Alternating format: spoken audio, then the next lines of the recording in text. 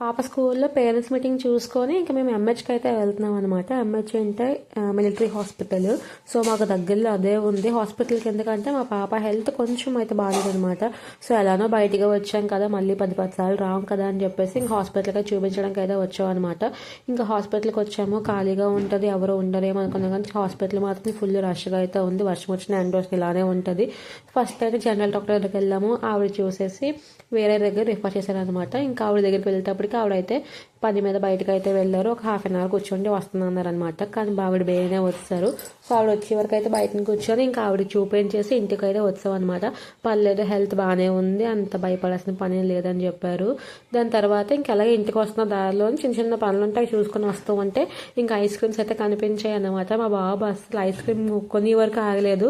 కొనిన తర్వాత ఇంక ఇంటికి వెళ్ళి తిందాం కదా అని చెప్పి బ్యాగ్లో పెట్టుకొని వస్తాము. ఇంటికి వచ్చేటప్పుడు వాడు పడుకుని పోయాడు అనమాట. పాపం వాడు లేచేటప్పటికి ఐస్ క్రీమ్ మొత్తం అంతా వాటర్ అయిపోయింది. ఆ వాటర్నే తాగాడు. కానీ నేను మా పాప మాత్రం ఐస్ క్రీమ్ ఫుల్ అయితే ఎంజాయ్ చేసాం అనమాట. సబ్స్క్రైబ్.